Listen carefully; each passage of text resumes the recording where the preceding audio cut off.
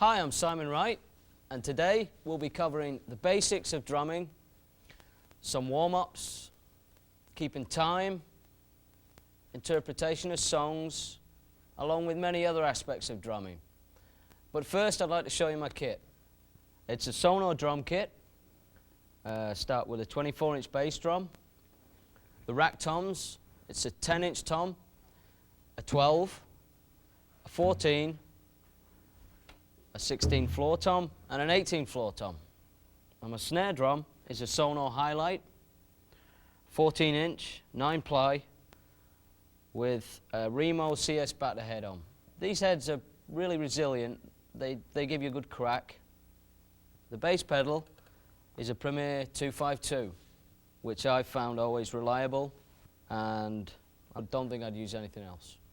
Now the cymbals, Sabian cymbals, a variety of crash cymbals, power bell ride, a China, 14-inch rock hats. Okay, let's start with some warm-up exercises. These are especially good for the wrist and for the upper arm. Let's go ahead and start with this. It's one beat with each hand. A good tip with this is to hold the stick fairly loosely so you can get a nice kind of bounce rhythm going on the snare drum. Goes like this.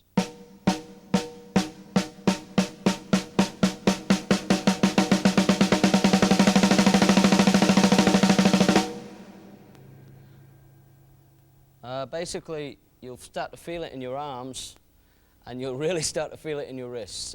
Don't go too far though, just as far as you can. Don't hurt yourself, don't kill yourself doing it. Take your time, start out slowly. That's probably the thing with all these exercises. Start slowly, build yourself up. Here's another one. Start with 8s with your right hand. Carry on and do 8s with your left hand and slowly build it up.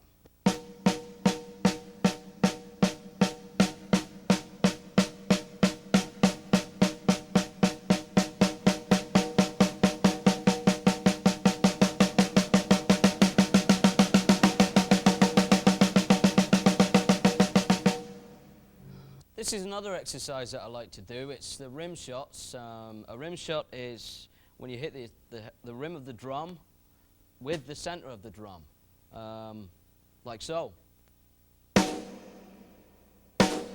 This gives it a real crack, more definition. Basically cuts through and gives you the better edge of the snare drum. This is an exercise that I like to do with it.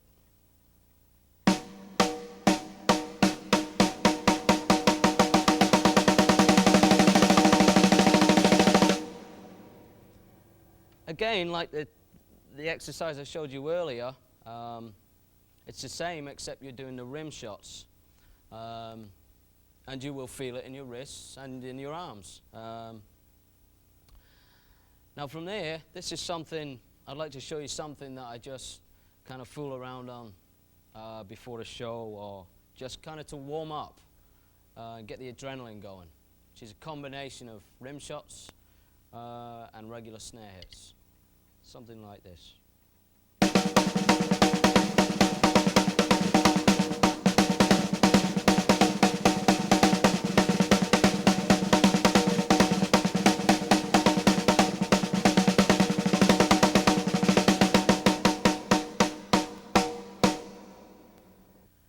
That was basically a hand-to-hand kind of triplet exercise to get your adrenaline going.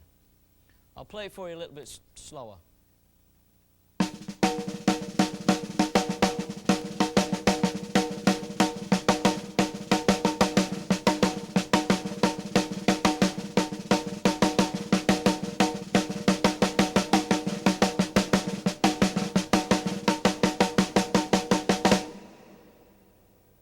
Once again, that was basically an improvisation kind of thing, just to get your adrenaline up.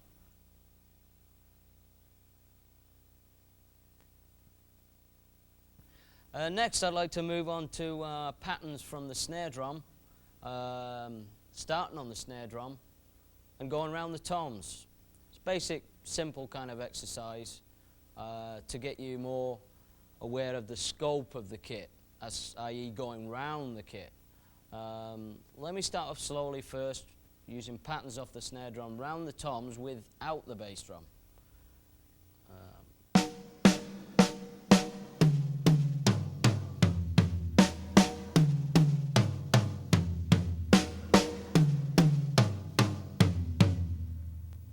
Now if you had the bass drum in, remembering always to try and start this off slowly and work your way round until you can speed this up. Something like this.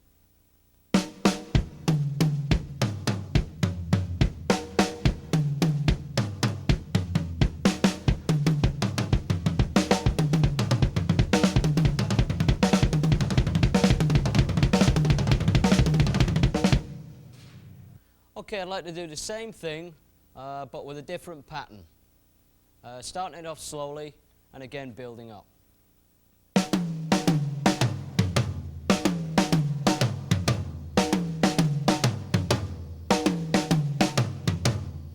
And now you add the bass drum in there.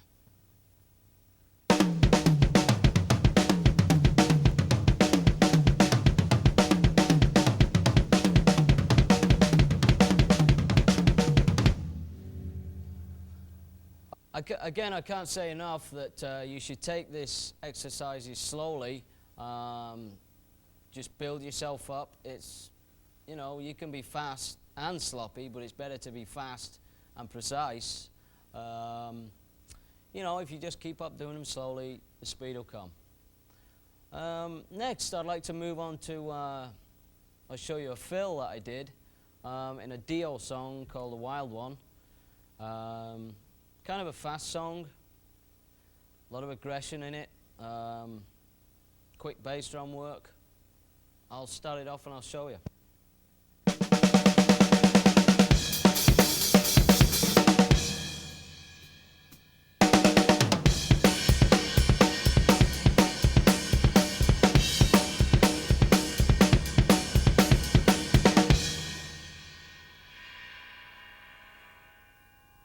That's a fast song. Just to slow it down a bit, to show you, it goes something like this.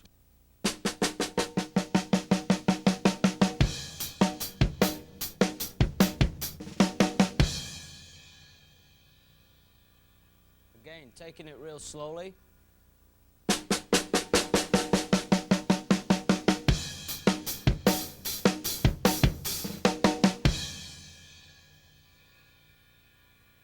When you're actually thinking of the intros to tunes, it can be a real art form in itself. There are certain pointers that you can look for, that being the mood of the song, the kind of phrasing the guitar is doing, the speed of the song. It can be a little hit and miss, but if you persevere, you know, you can usually come up with something good. Here's something that I did on another one of the Dio songs called Walk on Water. It's basically a guitar and drum start.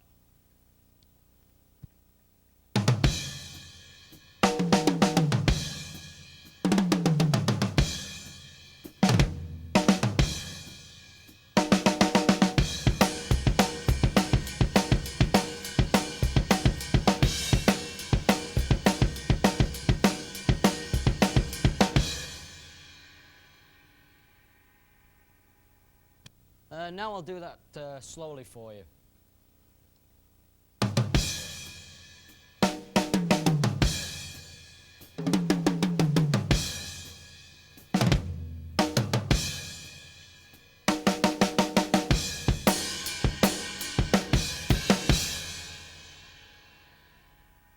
Well, I hope that sheds some light on drum fills, intro drum fills in particular. Now I'd like to move on to what I would call interpretation of songs.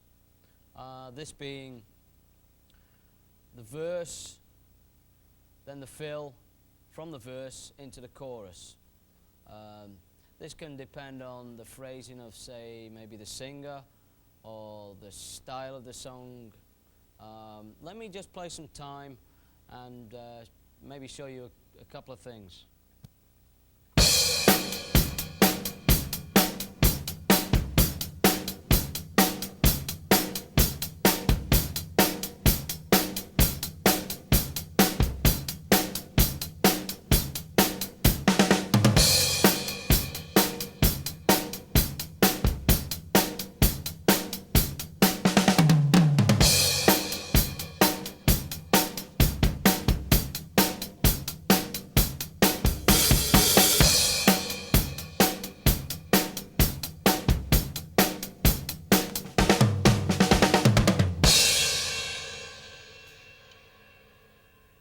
One interpretation of what you would do, what you can do with the fill before the chorus. Another way of looking at things is if you leave the fill out, which makes for what I would call kind of a pocket before the chorus. You could say that this can make the chorus stronger. In a lot of respects, I suppose it can. But just to, show you that the difference is being with the fill in, as opposed to having the fill out, you would play just straight time, maybe crash in. So I'll play a little time and, spot the difference.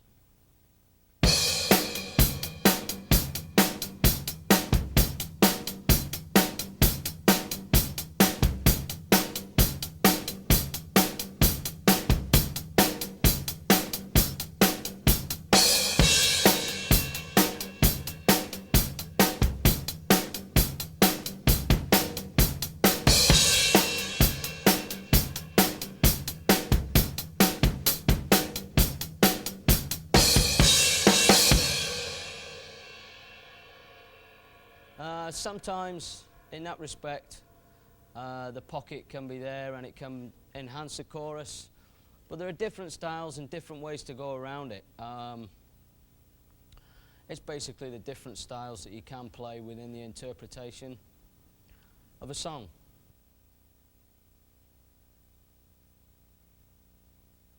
The thing I want to talk about is hi-hat work. First off, I'll show some 4s, intermixed with some 8s. I'll play it first, then I'll play it with the band.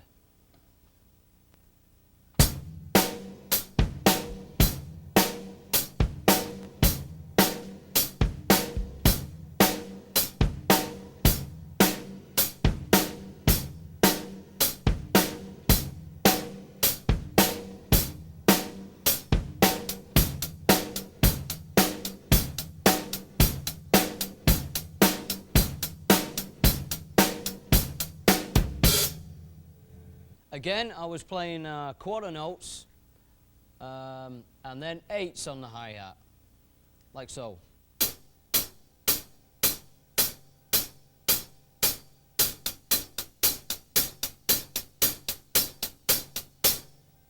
Now I'll demonstrate this with the band.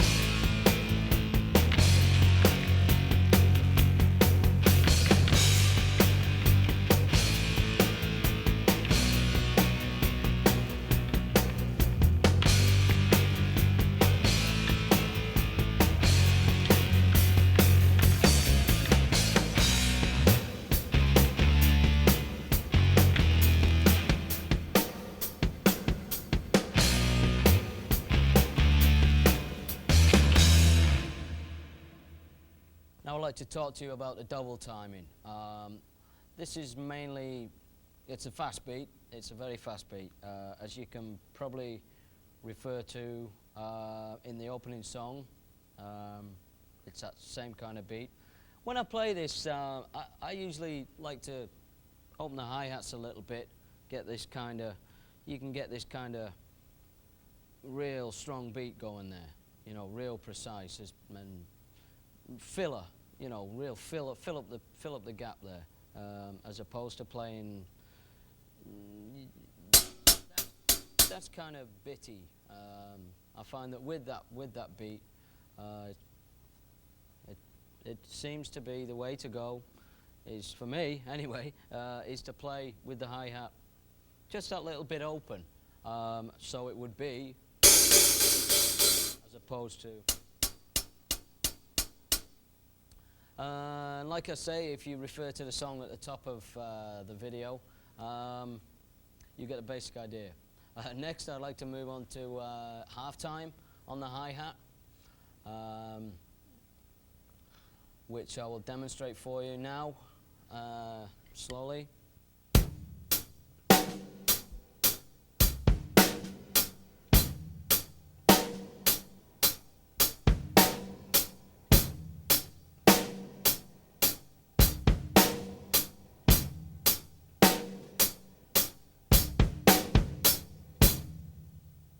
And then you can play the eights on top of that.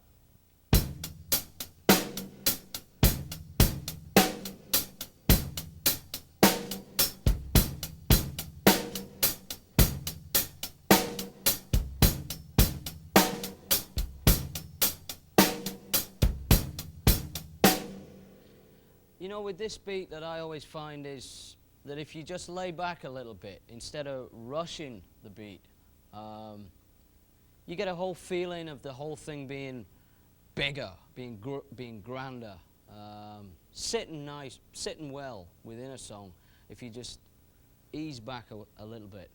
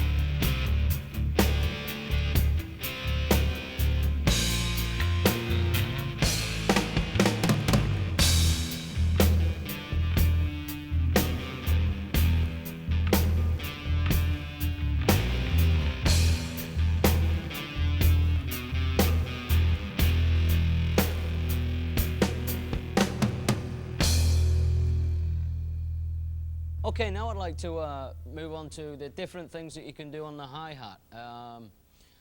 There's a few things. There's like you can play it straight, or you can play it open. You can put what they call a lope on the beat, and you can play it trapped. Let me just demonstrate and encompass the whole lot in one. I'll just play some time and incorporate it.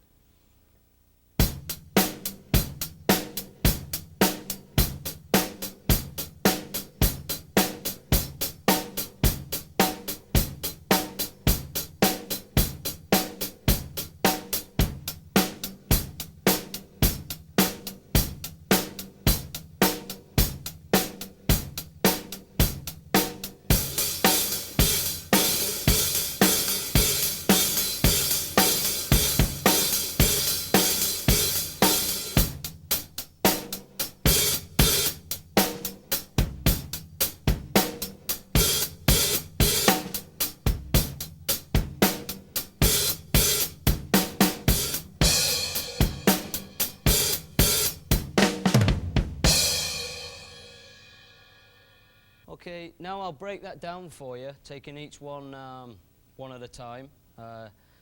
Starting with the straight, on the hi-hat, which is played like this. You're mainly playing on the edge of the hi-hat to get a distinct chug chug chug kind of effect. So it's played like this.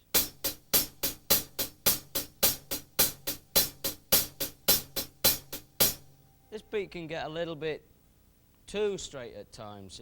It's a nice way to, I always feel, to kind of get the next kind of feeling, which is what I'm going to talk about next, which is the lope.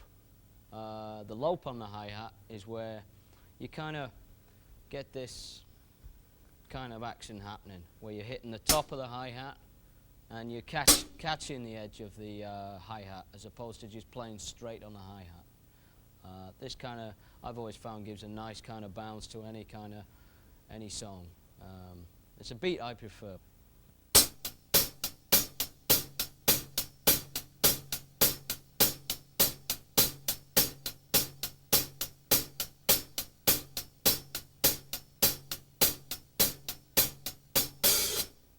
Next, there was the open hi-hat.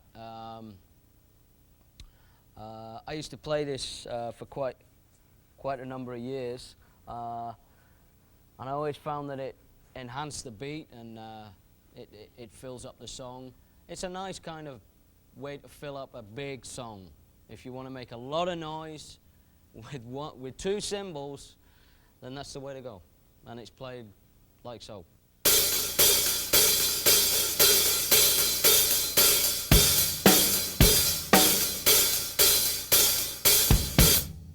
From there, we have the trapped hi-hat, which is basically some footwork comes into play on this one. So you should always take notice of your left foot and what it is actually doing on the hi-hat. It has a purpose.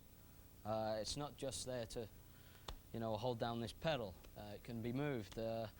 There's certain things that you can do.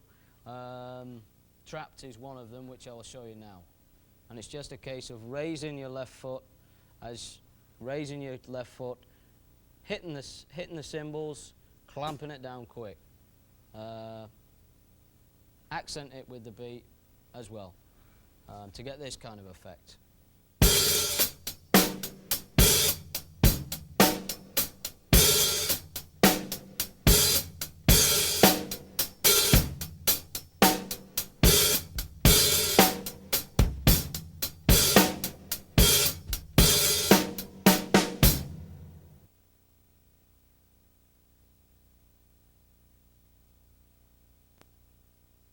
Okay, now besides the hi-hats, there's cymbals, crash cymbals, 1, 2, 3, 4. There's a ride cymbal, and I've got a China cymbal. Just to show the different aspects of the actual cymbals, I'll just lay a groove down and show you the things that can go on. Okay.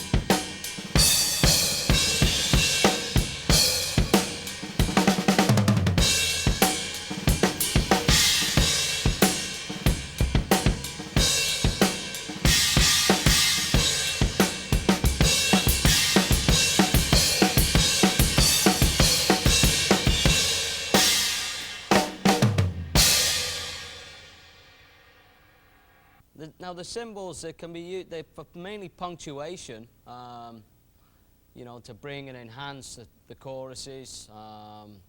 to enhance accents or starts or intros to songs, with special cymbals being like kind of the China, which can be like maybe put in and say for a special part being like a middle 8 or right at the very end of the song or something. I'd just like to demonstrate again the how the cymbals enlighten the different styles, the different sorts of verse and chorus. Let me just play you a bit and you'll see what I mean.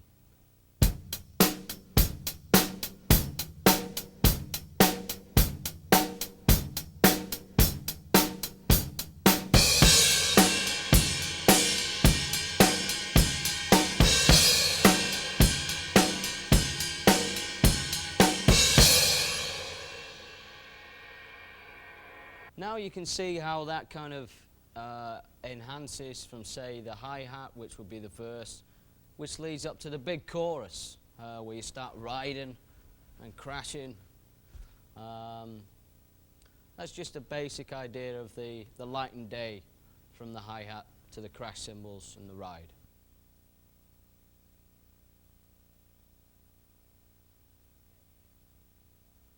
Okay, bass drum. Bass drum technique. There are a lot of different ways that people play the bass drum.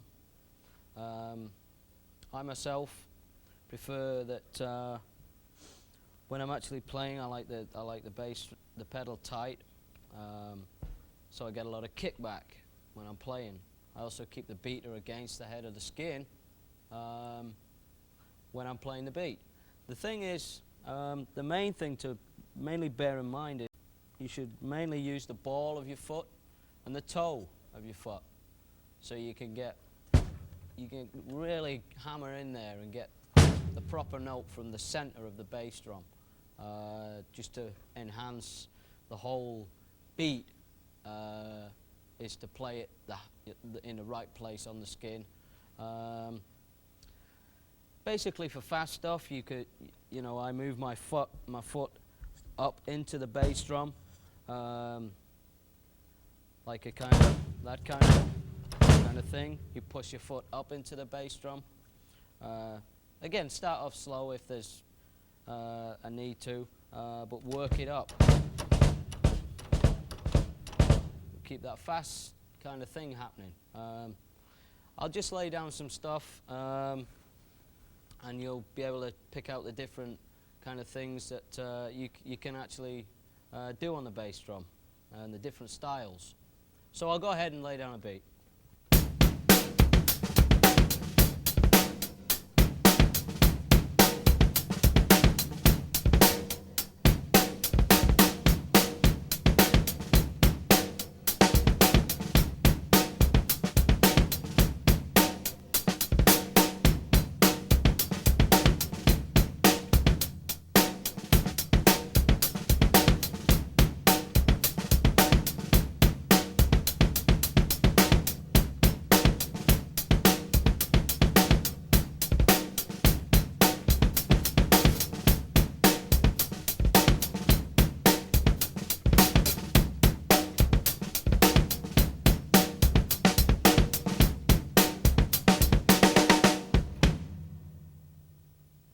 Okay, now I'd like to talk about a good bass drum part for a song. A good bass drum part you can think on if you take about the time to think about the bass guitar line or the guitar line.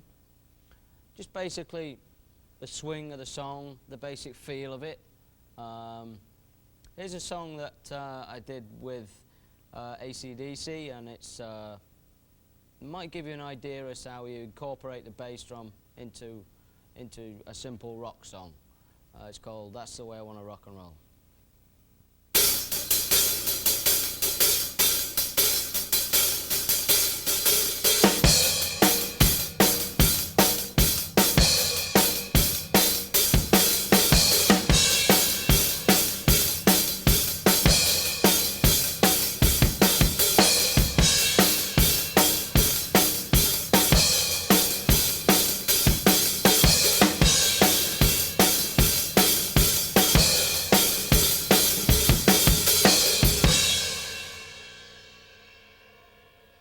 it's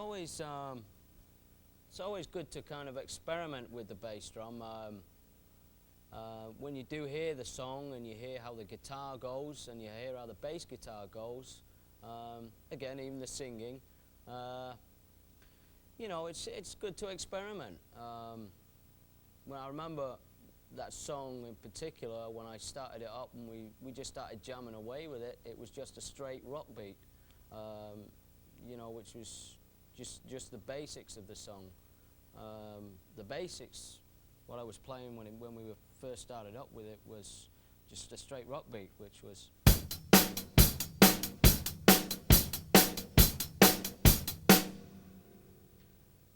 And then I thought about it a little bit. There was gaps, nice little spaces in between some of the guitar riffs, where the singing would come in, and then it would be back, smack right into the guitars and stuff. And I thought about it, and it ended up.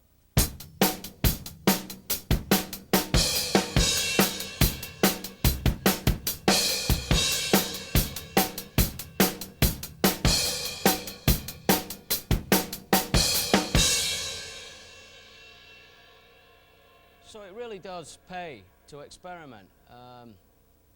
Just don't be happy with what you first think about, with what your first idea is. Just think a little bit more about it and how it can be developed within the song. There's lots of different kind of feels you can get on the bass drum just by, say, adding one beat in, or changing from a to maybe a. And the kind of feels you can work around. That's about it for that, but there's something else I'd like to cover, which is kind of a neat trick kind of thing. It's where you utilize the floor tom and the bass drum and the snare drum to make them sound kind of like a double bass sort of thing happening. It's basically a quick movement between the bass drum and the floor tom. It's pretty good if you've only got one bass drum. Save yourself some money.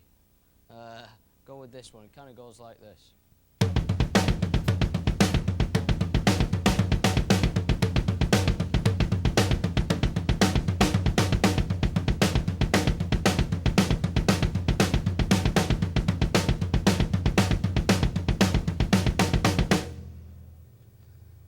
Yeah, that's kind of a neat little trick, but you should be careful if you use it in the studio, because you must kind of make sure that the floor tom is kind of tuned the same as the bass drum.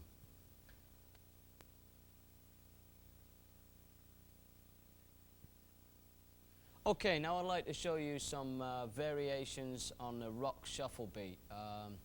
This will be with the kick drum on 1 and 3.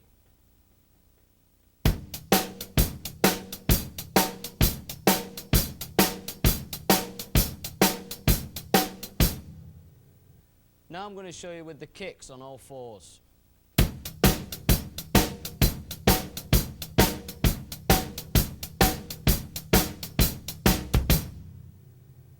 And here's another variation with the kick drum shuffling.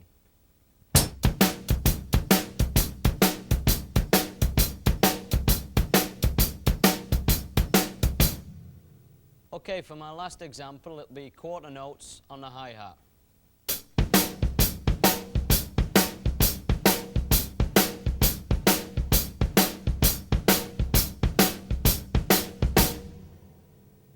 Okay, now I'd like to incorporate all the beats that I've just showed you in a song, in song form.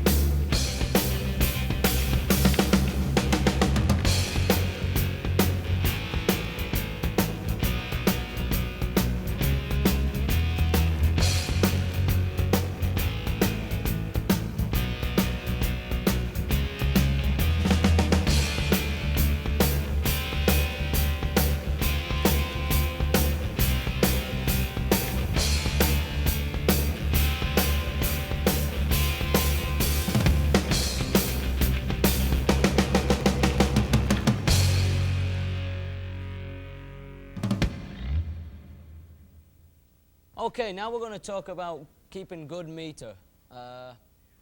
This is kind of like the beat that you should always kind of fit in. You should fit in the pocket.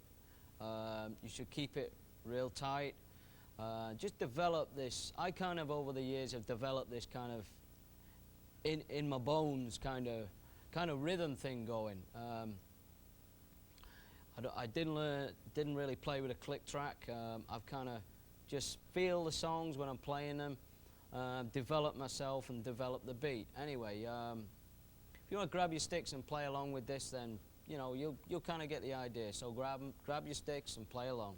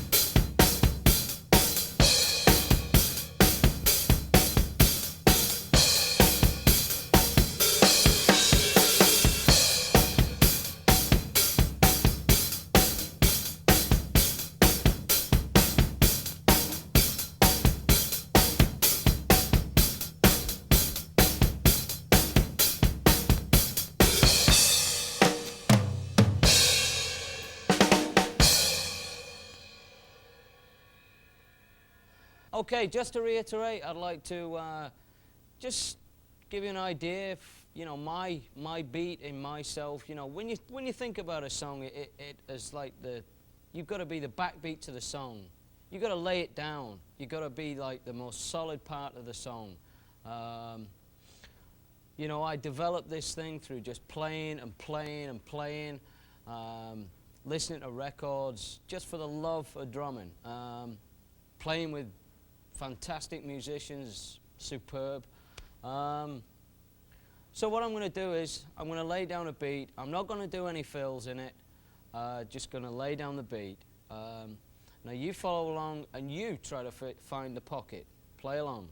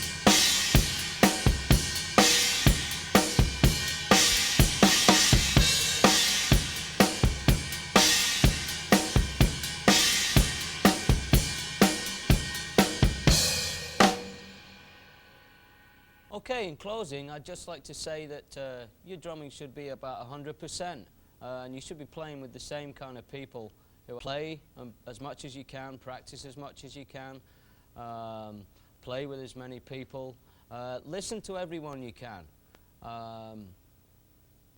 develop your own style, and last but not least, hit them hard. Okay, now we're going to go out with a tune. This is going to feature a good friend of mine, Mr. Rowan Robertson, on lead guitar from Dio. And it goes something like this. Thank you for watching. Bye.